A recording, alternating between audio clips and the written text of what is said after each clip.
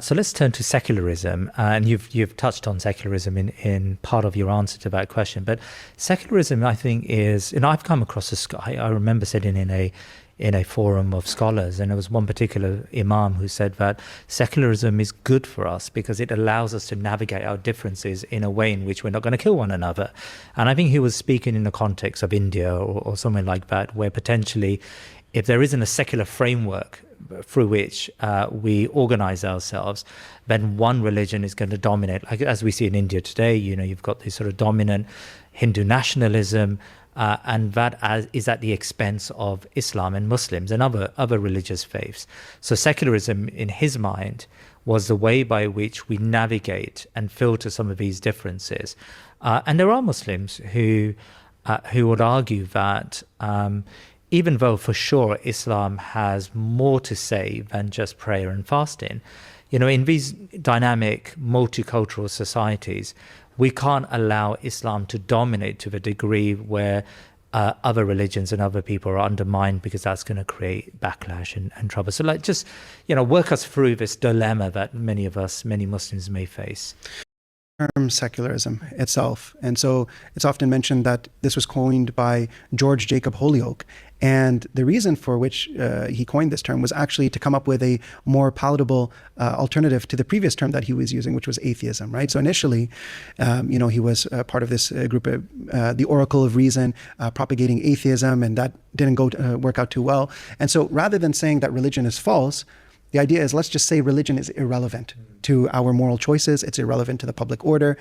People can believe whatever they want, keep it in their private life, but it has no bearing on how we govern ourselves in day-to-day society and how we interact with others. So the implicit claim there is that you can extract a moral order for society and detach it from these underlying metaphysical commitments and make all of that irrelevant.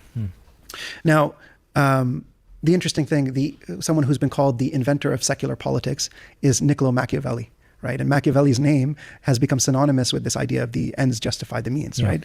In The Prince, he talks about how the ruler can, use cruelty, use deception, use whatever means necessary in order to secure certain aims. If a population is not going to believe willingly, he can use force to get them to submit to his method. So the secular world order naturally leads actually to this tyranny of the state, because the state now is elevated as the sole reference point for moral guidance, right? Rather than any overarching metaphysical commitments, about our belief in God, belief of why we've been created, what do I need to do with my life? What is the purpose of striving to achieve righteousness?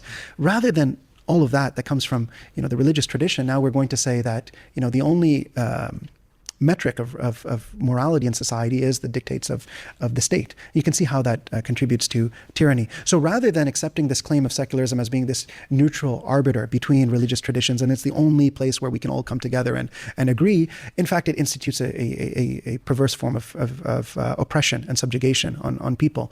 Now, let's deal with that straw man of, if we don't go with secularism, then there's no way that we can all get along together. And again, this is something that we can see clearly from the Islamic framework and even from the principles established in Surah Al-Fatiha, right? The Quran gives us clear principles. The principles of finding overlapping agreement with other communities on the basis of the fitrah, right? The natural moral conscience of the human being. This is something that the Tunisian jurist Ibn Ashur, he pointed out the importance of looking at that.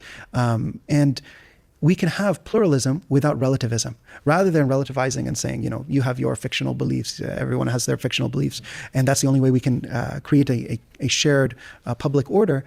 Instead, we can be really committed to our beliefs and the truth of our beliefs, but work together towards those shared moral concerns, that all human beings have as a result of their fitrah, wanting the betterment of the world for their children, caring about the poor and the needy, wanting to establish justice, wanting to establish the rights of all. Right? These are things that the Quran calls us towards, which are shared moral concerns of all human beings.